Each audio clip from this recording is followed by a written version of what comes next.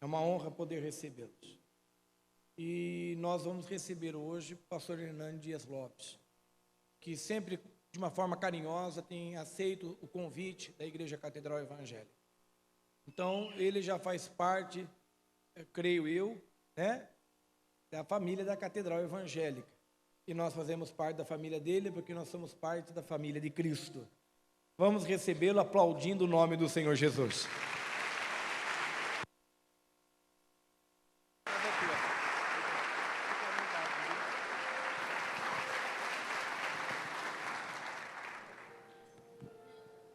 Irmãos queridos, eu me sinto de fato em casa.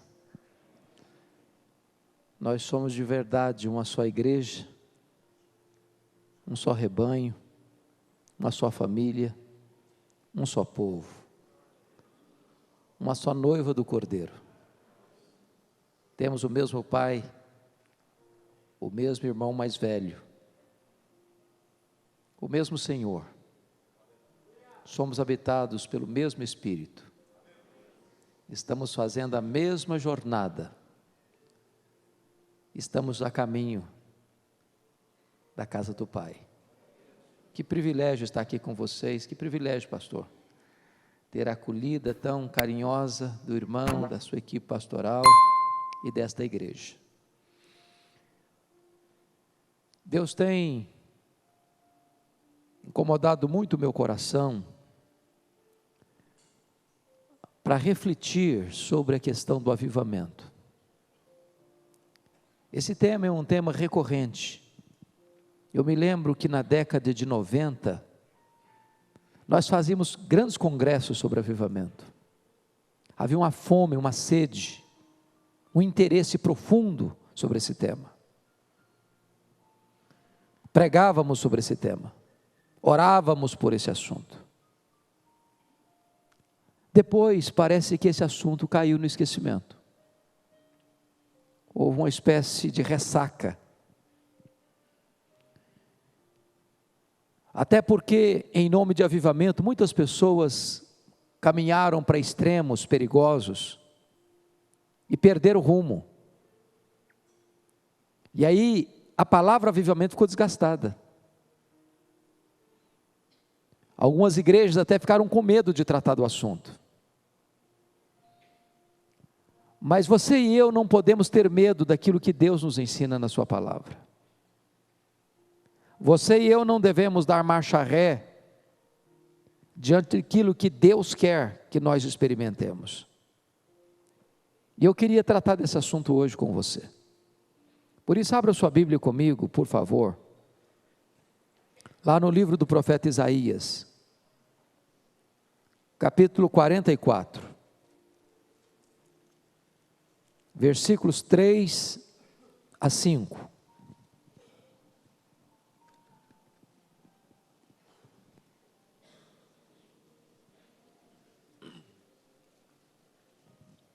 Isaías 44, 3 a 5.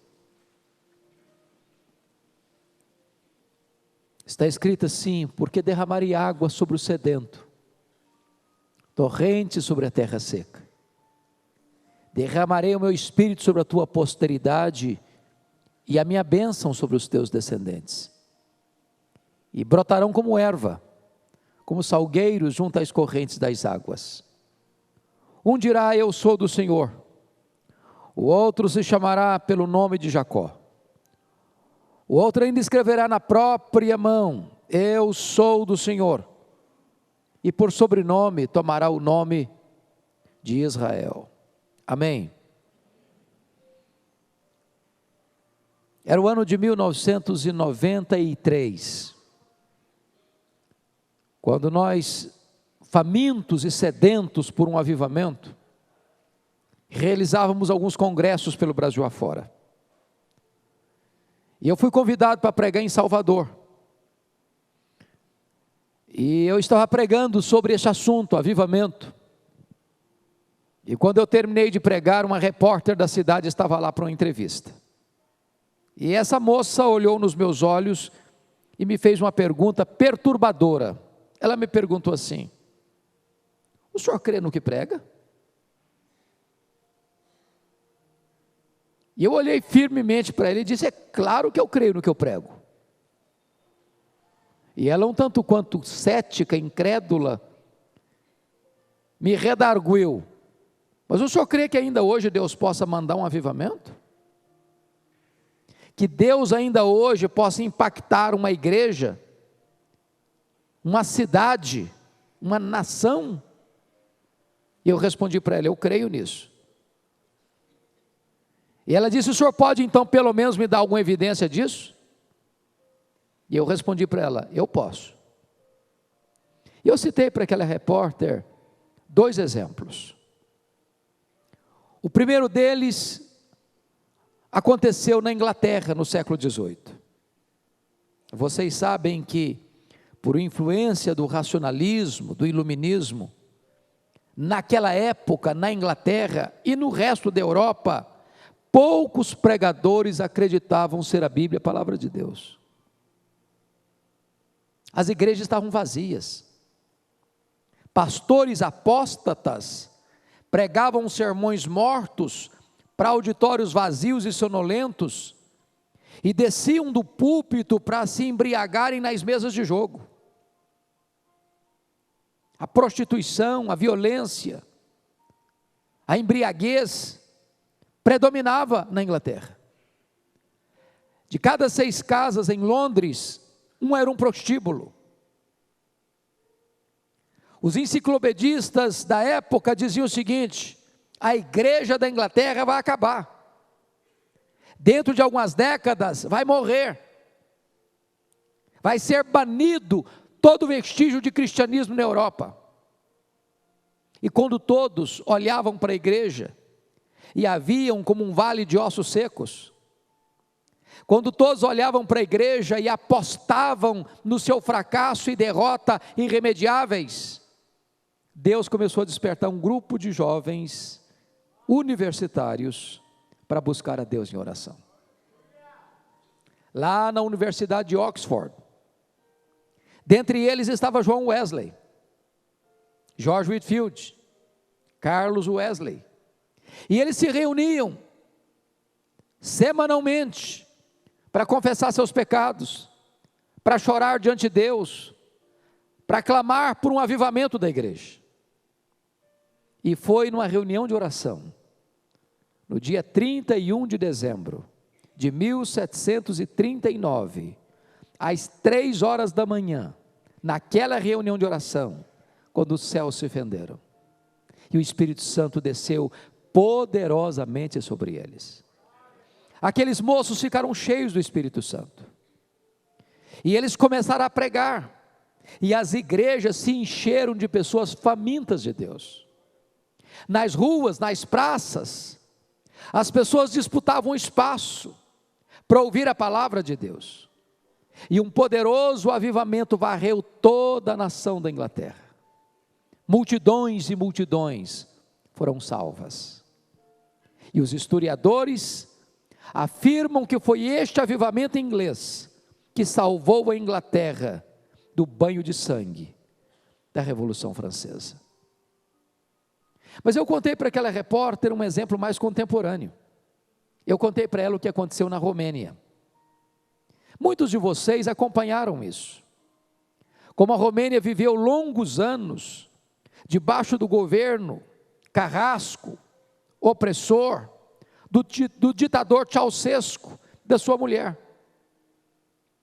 A situação na Romênia era tão opressora que o governo usava jovens, adolescentes e mulheres casadas para programas de prostituição, sem que os pais ou os maridos pudessem reagir, ou se reagiam eram mortos. Longas filas para se comprar 1 litro de leite, e quem murmurasse na fila era morto pela polícia de Ceausescu. A nação vivia debaixo de opressão. O que alguns talvez não se lembrem é que Deus libertou a Romênia em apenas 10 dias. O que talvez alguns não se lembrem é que Deus usou uma igreja de apenas 80 membros para desencadear esse processo. Tudo começou no dia 15 de dezembro de 1989, quando a polícia cercou a casa do pastor Toderick, na cidade de Timisoara, para expulsá-lo da cidade.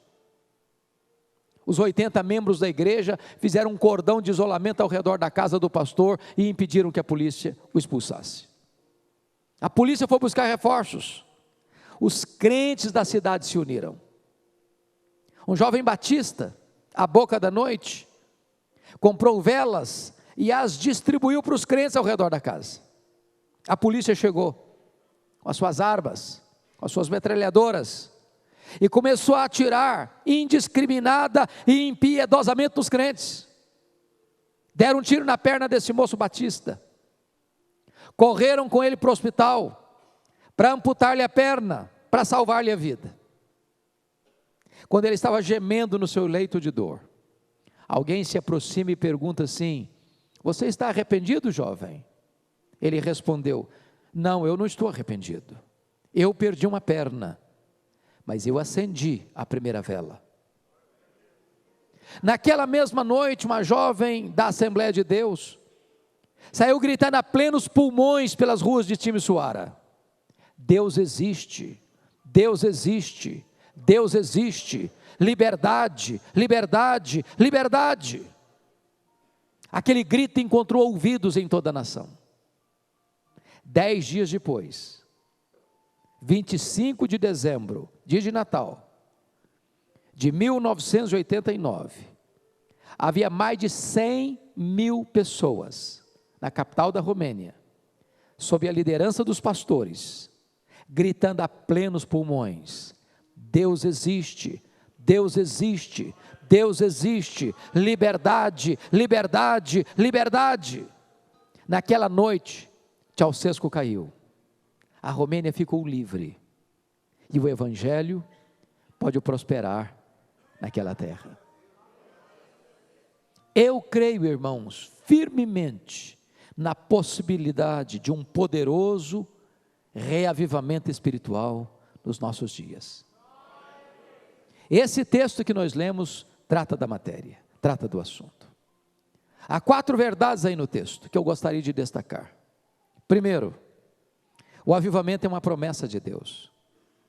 Segundo, o avivamento é uma necessidade da igreja. Terceiro, o avivamento deve ser buscado pela igreja. Quarto, o avivamento traz resultados extraordinários para a igreja. Talvez você pergunte assim: mas o que é avivamento? Será que é uma campanha de oração? O que é avivamento? É uma campanha de evangelismo? O que é avivamento? É um movimento da igreja, onde a igreja marca uma data para ele acontecer? O que é avivamento? É algo que nós produzimos na terra? O que é avivamento? É um grande ajuntamento humano? O que é avivamento? São as emoções aflorando, beirando a histeria? O que é avivamento? É eclosão de dons espirituais? O que é avivamento? É presença de sinais e maravilhas? O que é avivamento? Não. Avivamento não se produz na terra. A igreja não tem a agenda do Espírito Santo. Avivamento é uma obra exclusiva, sobrenatural e soberana do Espírito Santo de Deus. O avivamento vem do céu, impacta a igreja, e a igreja cheia do Espírito Santo impacta o mundo. Nós não produzimos o vento do avivamento, nós só podemos içar as nossas velas, para que essas velas recebam esse vento. Nós não produzimos o avivamento, nós só podemos preparar o caminho dele, para que ele chegue. Portanto, esse texto vai nos ensinar 4 verdades. A primeira verdade é que o avivamento é promessa de Deus. Volte os seus olhos para o verso 3 comigo. Porque derramarei água sobre o sedento, torrente sobre a terra seca, derramarei meu espírito sobre a tua posteridade e a minha bênção sobre os teus descendentes. Notem que esta promessa tem duas características. Primeiro, ela é uma promessa segura, porque quem está prometendo, derramarei, não é um homem, não é uma igreja, não é uma denominação, não é um concílio eclesiástico. Quem está prometendo é o Deus Todo-Poderoso. É o Deus que fala e cumpre o que diz. É o Deus que faz e ninguém pode impedir a sua mão de fazê-lo. Nós não estamos pisando num terreno gelatinoso. Nós estamos pisando sobre a rocha que não se abala. Nós não estamos firmados em palavras de homens que podem falhar. Nós estamos firmados na palavra do Deus, que não pode mentir. É Ele quem prometeu. Isso nos dá, irmãos, a garantia de que uma igreja cheia do Espírito Santo não pode ser detida por nenhuma força na terra. O sinédrio judaico tentou impedir o avanço da igreja, prendendo, açoitando, intimidando. Quanto mais se açoitava os crentes, mais a igreja crescia. Os imperadores romanos tentaram fazê-lo, queimando os crentes em praça pública, crucificando-os, jogando-os nas arenas, para os cães morderem, para os touros pisarem, para os leões esfaimados devorarem. Mas quanto mais sangue era derramado, mais a igreja crescia. Foi composto aqui no Brasil, por um pastor brasileiro, uma música que penso retrata isto bem. O refrão da música diz assim: é obra santa, ninguém detém. Ninguém pode resistir ao Deus Todo-Poderoso. As portas do inferno não podem prevalecer sobre a igreja de Deus.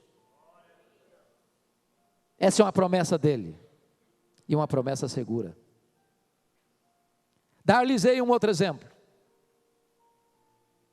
1553, na Inglaterra. Com a morte precoce de Eduardo VI, aos 16 anos de idade, rei da Inglaterra, filho de Henrique VIII, assume o governo da Inglaterra Maria Tudor, chamada de Maria a Sanguinária.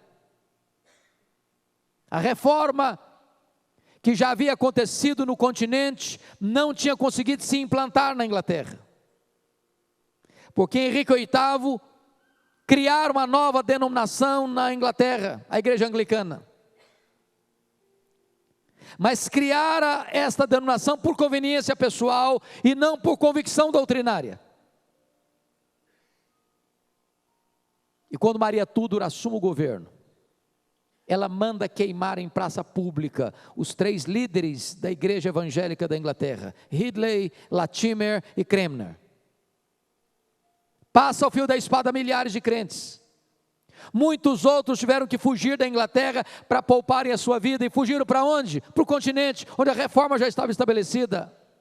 Para a Alemanha, para a Holanda, para a Suíça.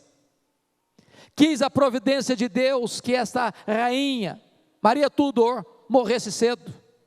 5 anos depois, 1558. Quando ela morre, a sua irmã Elizabeth, ou Isabel, assume o governo na Inglaterra, num longo governo de 1558 a 1603. Primeiro decreto de Elizabeth foi a volta dos foragidos. Quando eles voltam, já tendo contato com a reforma no continente, voltaram fazendo 4 exigências para a igreja da Inglaterra. Queremos uma igreja com teologia pura, com liturgia pura, com governo puro, com vida pura. E desencadearam na Inglaterra um dos mais importantes movimentos de reforma e reavivamento da história da igreja, o movimento dos puritanos. Maria Tudor não sabia, mas Deus havia constituído em presidente das missões estrangeiras da Inglaterra.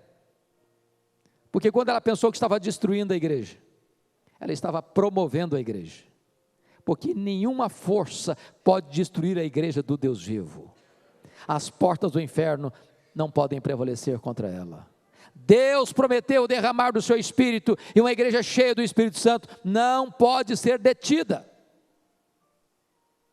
Mas notem mais, irmãos, esta promessa não é apenas segura, essa promessa é também abundante. Volta os seus olhos para o verso 3, porque derramarei água sobre o sedento, torrentes sobre a terra seca, derramarei o meu Espírito sobre a tua posteridade, e a minha bênção sobre os teus descendentes. Aí fala de derramamento, aí fala de torrentes, aí fala de algo profuso, caudaloso, abundante. Talvez um dos maiores problemas seu e meu é que nós somos tentados a limitar a obra de Deus ao nosso conhecimento ou à nossa experiência. Achamos que tudo quanto Deus quer e pode fazer na nossa vida é aquilo que nós já conhecemos e já experimentamos. E quando eu leio a Bíblia, sobretudo as cartas de Paulo, acho que Paulo alcançou o topo, o pináculo da sua teologia, quando ele estava de joelhos em oração. E a mais ousada oração talvez feita na história da igreja, está lá em Efésios 3,19. Quando Paulo ora assim: para que sejais tomados, não de Deus, não da plenitude de Deus, mas de toda a plenitude de Deus. O que significa isso? Talvez uma pergunta fosse importante fazer agora: mas quem é Deus? Só para recordar os atributos que só Deus tem, diríamos: Deus é imenso, Deus é infinito, Deus é eterno, Deus é imutável, Deus é onipotente, Deus é onipresente, Deus é onisciente, Deus é transcendente, Deus é soberano, Deus é maior do que tudo quanto Ele criou. Mas então resta-nos outra pergunta: e qual é o tamanho daquilo que Deus criou? E os estudiosos dizem hoje que o nosso universo tem mais de 93 bilhões de anos-luz de diâmetro. E o que significa isso?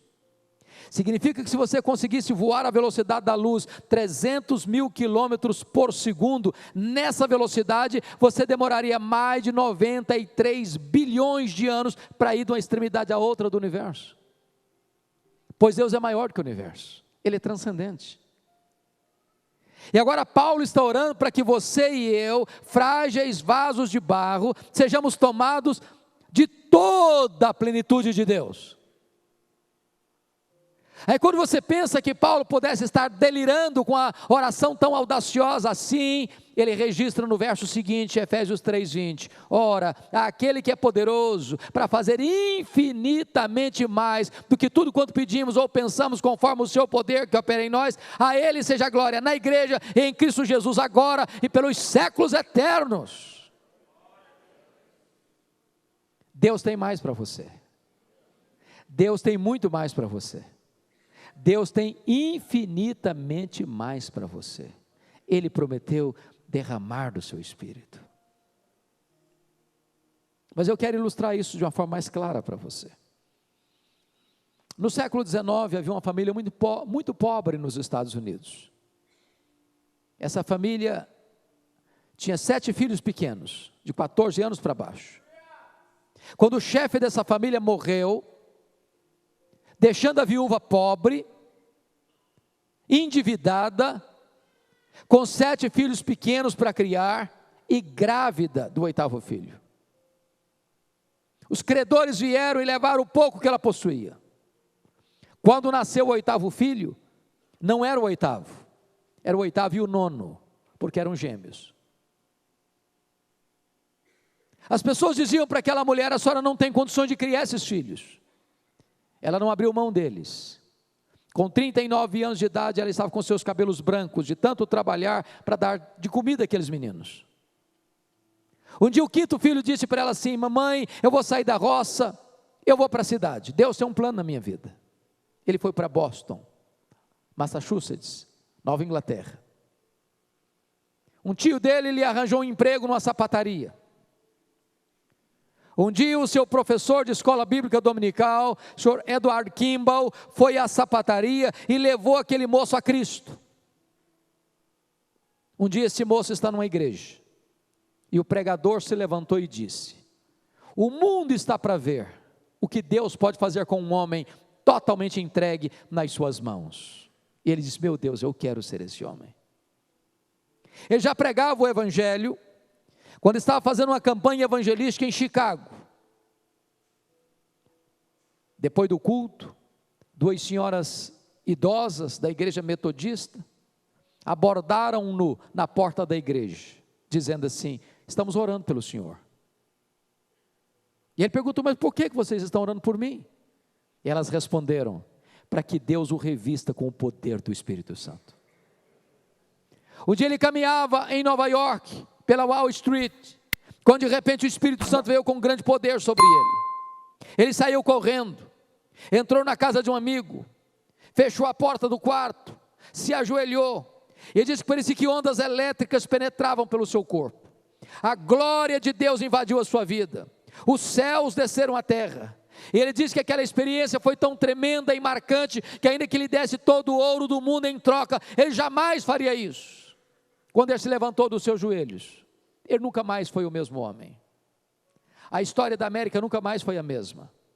Aquele homem era Dwight Lyman Moody, o maior avivalista de todos os tempos. O homem que levou a Cristo a partir dali mais de 500 mil pessoas. Deus pode fazer o mesmo. Deus pode fender os céus. Deus pode derramar torrentes do seu Espírito sobre a sua vida, sobre a minha vida. Ele prometeu, e Ele é fiel para cumprir. A promessa é segura, e a promessa é abundante. Mas há uma segunda verdade nesse texto, irmãos. Segundo lugar, o avivamento, além de promessa de Deus, é uma necessidade da igreja. Volte os olhos de novo para o verso 3. Porque derramarei água sobre o sedento, torrente sobre a terra seca, derramarei o meu espírito sobre a tua posteridade, e a minha bênção sobre os teus descendentes. Há vários símbolos do Espírito Santo na Bíblia: o vento, o hálito, o azeite, a pomba, o fogo, a água. Por que aqui o Espírito Santo é simbolizado pela água? Para nos ensinar algumas verdades. Primeiro, não há vida sem água. Você pode ter a melhor terra, você pode ter a melhor semente, você pode ter os melhores insumos, você pode ter a melhor tecnologia. Se não tiver água, a semente morre mirrada no ventre da terra. A primeira vez que eu fui a Israel, passando pelo deserto do Saara, atravessando o deserto do Sinai, entramos no território de Israel. Curiosamente, do lado de cá, o deserto nu, estéril e morto. Do lado de lá, um pomar de laranjas, bonito, cheio de frutos. E eu perguntei à pessoa que nos acompanhava: qual é o segredo de um lado reinar a morte, do outro lado reinar a vida? E ele me respondeu: é que Israel levou água para o deserto, e onde tem água, toda a terra é terra boa. Sua vida pode estar seca, sua vida pode estar árida, sua vida pode estar parecendo um deserto hoje. Se a chuva de Deus cair sobre a sua vida, se as torrentes dos céus vierem sobre a sua cabeça, se você for visitado com o poder do Espírito Santo, tudo vai voltar a florescer e frutificar na sua vida. Não tem vida sem água. Significa isso que nós poderíamos ter os templos mais modernos, a tecnologia mais sofisticada, os pregadores mais eruditos, a música mais excelente, as técnicas mais modernas, e nós não poderíamos gerar sequer uma conversão sem a obra do Espírito Santo. Todo o nosso conhecimento, todo o nosso esforço, toda a nossa tecnologia, toda a nossa metodologia é incapaz de produzir sequer uma conversão. Eu tenho que concordar com o pastor batista Charles Haddon Spurgeon, quando ele diz que é mais fácil eu acreditar que um leão tornar-se-á vegetariano do que eu acreditar que uma alma sequer possa ser salva sem a obra do Espírito Santo. Nós precisamos do Espírito Santo, nós dependemos do Espírito Santo. Mas em segundo lugar, irmãos, a água é necessária para purificar. E eu não sei se você já fez essa pergunta, eu já fiz algumas vezes. Meu Deus, por que nós não recebemos um avivamento ainda? Tantas reuniões de oração, tantas conferências, tantos congressos, tantos encontros, tantos livros, tantas pregações. Será que Deus mudou? Será que Deus não está interessado mais? Será que a igreja não precisa? Será que o mundo não necessita? Por que tarda ainda o pleno avivamento?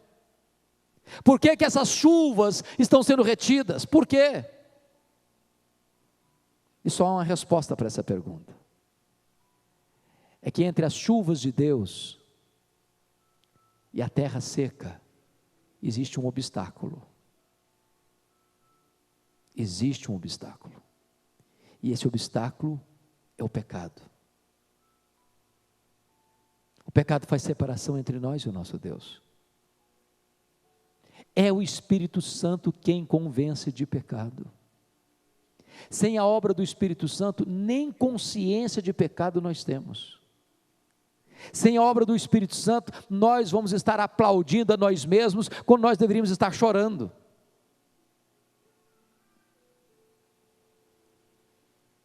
Irmãos queridos, para mim um dos textos mais solenes da Bíblia é Josué capítulo 7. Está escrito lá que depois daquela fragorosa e acachapante derrota de Israel diante da pequena cidade de Ai, Deus disse para Josué: pode se levantar, Josué, pode se levantar, tem pecado no meio do arraial. Enquanto o pecado não for removido, disse Deus, eu não serei convosco. Enquanto o pecado não for removido, não podereis resistir aos vossos inimigos. Isso porque às vezes você e eu imaginamos que o maior perigo da igreja, ou a maior ameaça da igreja é o demônio, é o diabo, e não é verdade isso. A maior ameaça para a igreja não é a presença do diabo, a maior ameaça para a igreja é a ausência de Deus. Não tem nada mais perigoso que a ausência de Deus. Quando Israel pecou no deserto, Deus disse para Moisés: Moisés, eu não irei mais convosco, enviarei um anjo, levarei o povo à terra prometida, mas eu não subirei com vocês. Talvez hoje alguém diria, que coisa boa, nós vamos entrar na terra prometida. Talvez hoje alguém diria, que bom, vão ter um anjo conosco. Mas Moisés disse, Deus, se tu não fores conosco, não nos faça subir.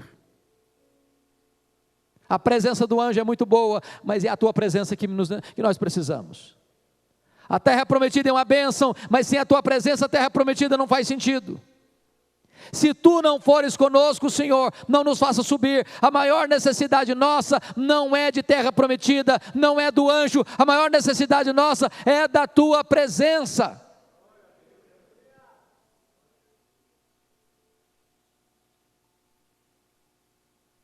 Nós precisamos do Espírito Santo, porque porque só Ele revela para nós quão miseráveis nós somos, só Ele revela para nós quão pecadores nós somos, só Ele revela para nós a necessidade que nós temos de nos humilharmos debaixo da poderosa mão de Deus, porque Deus diz o seguinte: santificai-vos, porque amanhã o Senhor fará maravilhas no meio de vós, as maravilhas sucedem à santificação.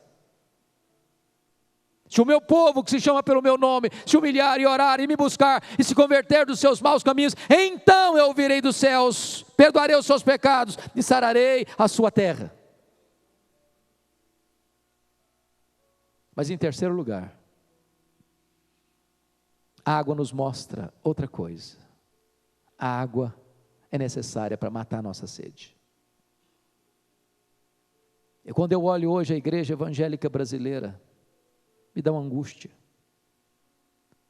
porque tem muita gente hoje pregando apenas prosperidade, e parece que as pessoas estão cobiçando um carro importado, bonito. Você olha na televisão, é carro importado, é apartamento de cobertura, é uma conta robusta no banco, e as pessoas dão testemunho, que agora elas têm 2 casas, tem casa na praia, tem casa no campo, e elas querem coisas.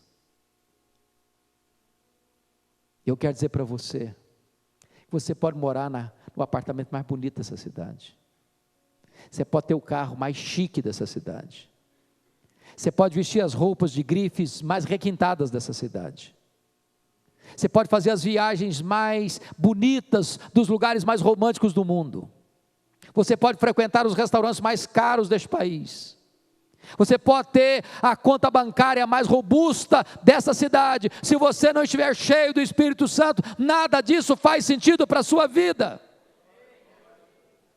Só o Espírito Santo dá completude e significado à nossa existência. Só o Espírito Santo. Só o Espírito Santo.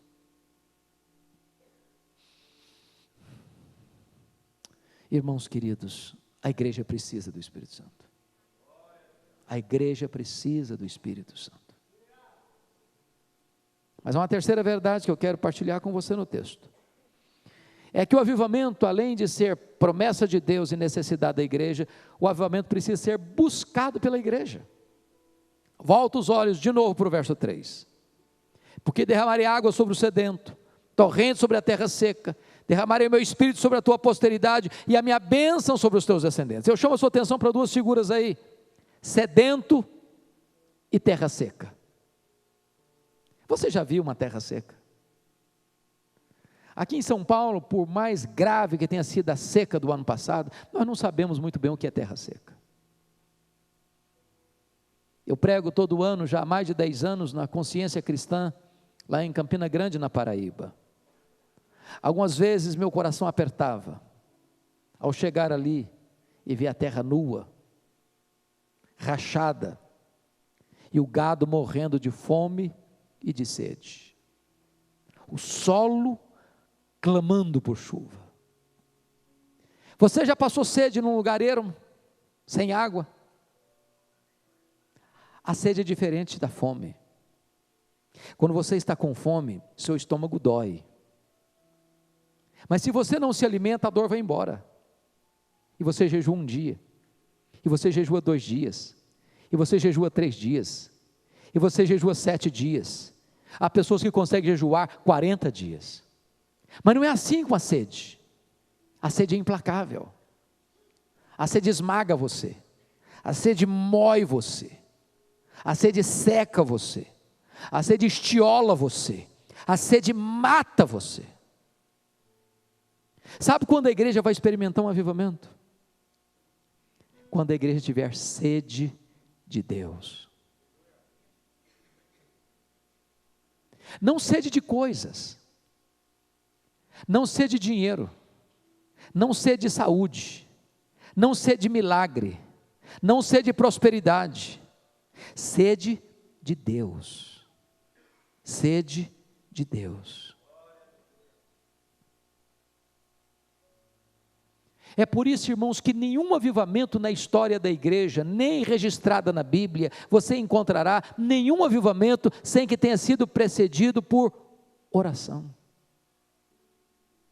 Antes de Deus realizar grandes coisas na terra, primeiro Deus desperta a igreja para orar. Primeiro, o povo ora, depois o avivamento vem. Primeiro, a terra está sedenta, então Deus manda chuva. Às vezes as pessoas oram assim: ah, meu Deus, me enche do Espírito Santo. E Deus olha, mas como? Você já está cheio de tantas coisas, de vaidade, de soberba, de ganância, de avareza, de orgulho, de impureza.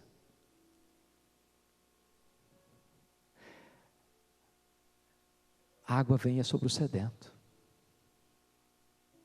a chuva cai sobre a terra seca, as torrentes do Espírito vêm sobre um povo que está com sede de Deus.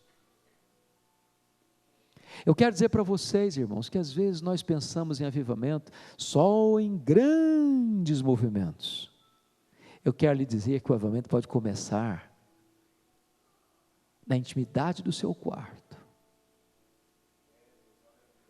e dali transbordar para a cidade e para a nação. Eu vou lhes dar um exemplo. Talvez um dos mais importantes avivamentos da história da igreja aconteceu em 1904, no país de Gales, quando Deus usa um moço, Evan Roberts. Sabe o que eu encontro na Bíblia? Nem sempre Deus trabalha pelas vias oficiais, nem sempre. Às vezes Deus usa um adolescente, Deus usa um jovem. Não é o fulano, o reverendo, o doutor, não sei das quantas, é um adolescente. Porque Deus não se impressiona com os nossos títulos, não. Deus não se impressiona com a quantidade de diplomas que eu dependuro na parede, não. Deus vê o coração. Deus vê o coração. E esse moço, Evan Roberts, entrou no gabinete do seu pastor. E viu o seu pastor de cabelos brancos, com o rosto no chão, gemendo e chorando: dobra minha vida, Senhor, dobra minha vida, Senhor, dobra minha vida, Senhor. E o menino, ao ver o seu pastor com o rosto no chão, clamando e chorando, ele foi impactado. Ele disse: meu Deus, dobra a minha também, dobra a minha também, dobra a minha também. Ele estudava numa cidade vizinha, e no domingo ele foi à igreja. Enquanto o pastor pregava, o coração dele ardia. E o que ele desejava no seu coração era voltar para a sua cidade de Lagor, e começar uma reunião de oração na segunda-feira. Mas neófito, novo na fé, inexperiente, ao término do culto ele foi procurar o pastor. Diz: pastor, meu coração está queimando, com vontade de voltar para a minha cidade, começar uma reunião de oração amanhã na segunda-feira. Eu não sei discernir essas coisas, se é voz de Deus ou voz do diabo. O pastor muito sabiamente disse: meu filho, se é para orar, pode voltar. Deus está falando com você, o diabo manda ninguém orar não. Se é para orar, Deus está falando com você, pode voltar. Ele voltou. Chamou os moços da igreja. A reunião foi de 7 da noite às 10:30 da noite. Irmãos, quando Deus manifesta o seu poder, você não fica olhando para o relógio. Você tem sede de Deus. Na terça-feira, a igreja estava em peso na reunião de oração. Na quarta-feira, tinha uma multidão na reunião de oração. Para encurtar a conversa, no sábado, o comércio da cidade fechou. Ninguém mais queria fazer outra coisa a não ser buscar Deus. Os estádios de futebol ficaram vazios e as igrejas cheias. Os bares tiveram que cerrar as portas. Os prostíbulos tiveram que fechar as portas. Os juízes presenteavam uns aos outros com luvas brancas, porque não tinha mais crime para julgar. Em 6 meses, mais de 100.000 pessoas convertidas. Este avivamento foi para as universidades.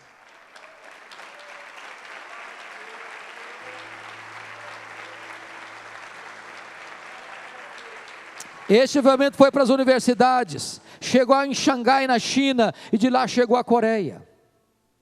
Começou com um adolescente. Nós não podemos desprezar o dia dos pequenos começos. Nesta noite, Deus está olhando para nós e procurando um coração que seja totalmente dele. E a partir de uma única fagulha, Deus pode provocar um grande incêndio e a seara inteira começar a arder.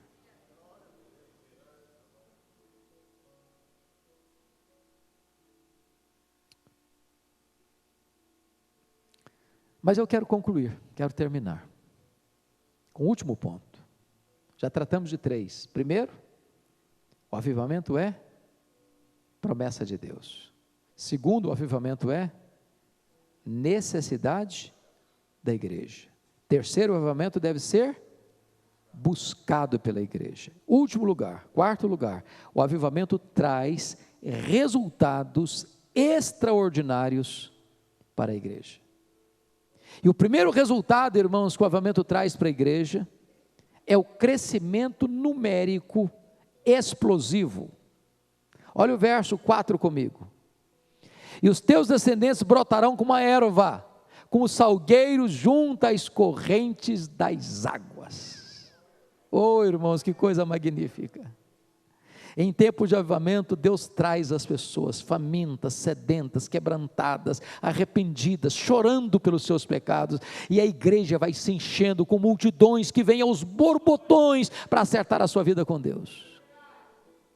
Lá no campo, lá na empresa, lá na fábrica, lá na indústria, lá na rua, lá no campo de futebol, lá no bar da esquina, Deus toca o coração das pessoas, e elas lá são convencidas de pecado, e elas saem chorando, correndo, buscando refúgio nos braços do Salvador, e a igreja vai recebendo essas multidões e multidões que afluem com pressa para acertar a vida com Deus.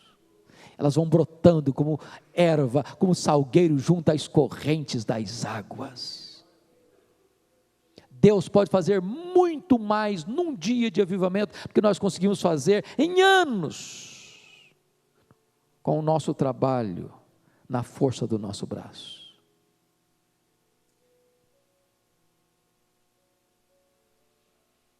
Como eu aguardo esse dia, irmãos, como eu aguardo esse dia. Como eu aguardo esse dia. Como eu aguardo esse dia.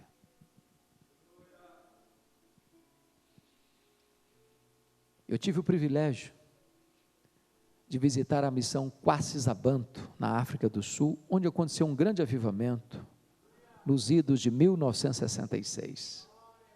O pastor Erlich Stiging pregava lá vários anos, armava sua tenda, pregava para a tribo dos Zulus, com resultados magros, pífios, pequenos. Até o dia que ele está pregando, se aproxima uma mulher muito aflita e pergunta para ele assim: o senhor pregou hoje que o seu Deus tem todo o poder? Ele respondeu: foi o que eu preguei. E ela, sentindo-se aliviada, disse: então eu preciso do seu Deus, porque eu tenho uma filha endemoniada lá em casa, amarrada num tronco, como um bicho. Vão lá em casa para minha filha ser liberta então. E o pastor Erlich Stiging diz que sentiu um calafrio na espinha. E pensou: meu Deus, e se eu não conseguir?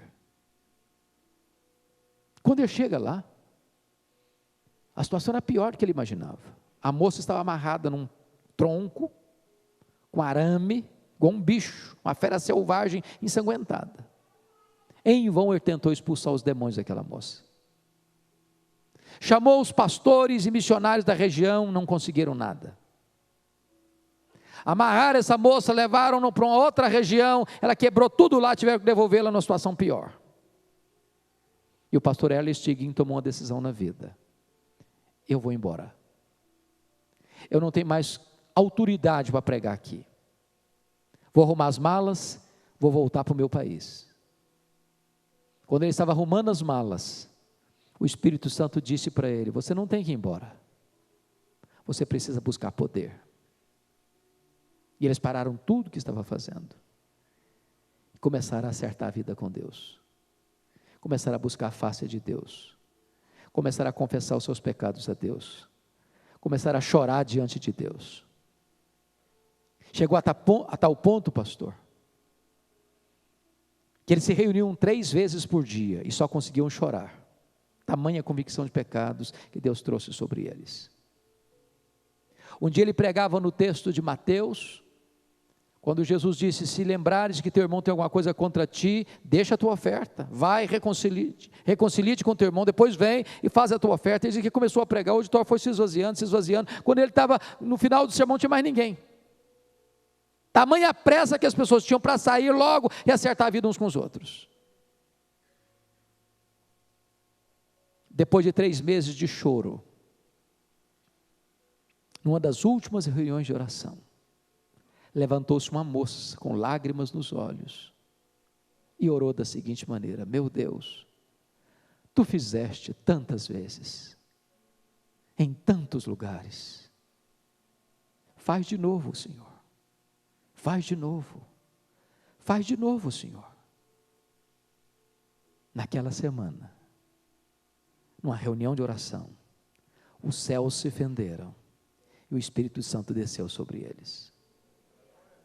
A primeira coisa que fizeram foi ir lá na casa daquela moça e, no poder do nome de Jesus, expulsar os demônios dela.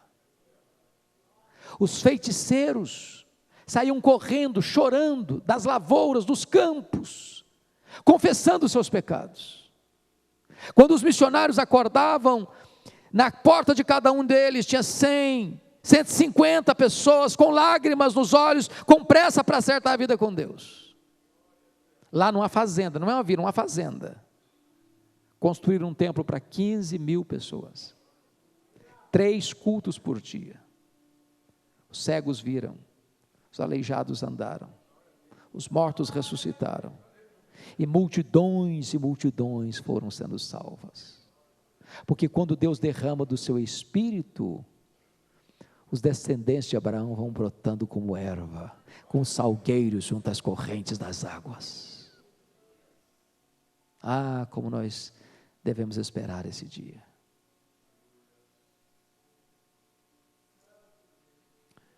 Mas o segundo resultado, irmãos, do avivamento, além do crescimento numérico, é o testemunho verbal dos crentes. Olha o verso 5 comigo. Um dirá: eu sou do Senhor.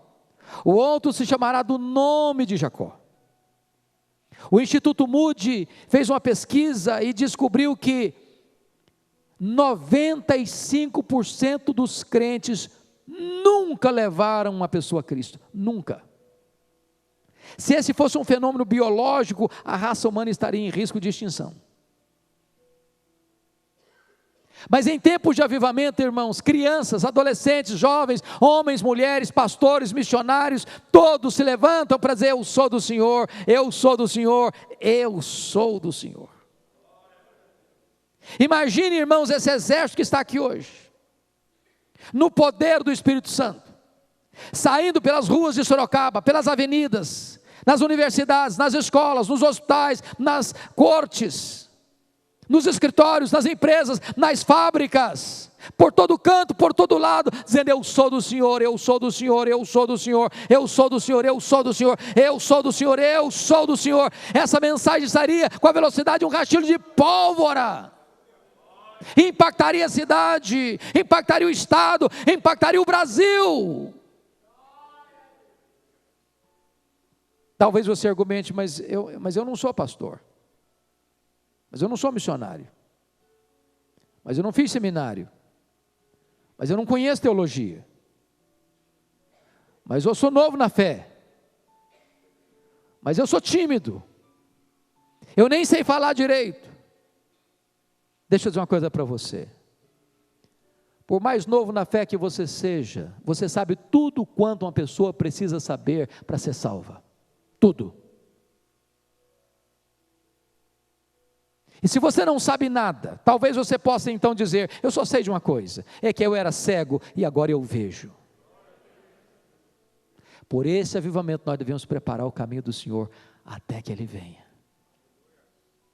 Que Deus nos ajude a não querer nada que não venha de Deus, mas que Deus nos ajude a querer tudo o que Deus tem para nós.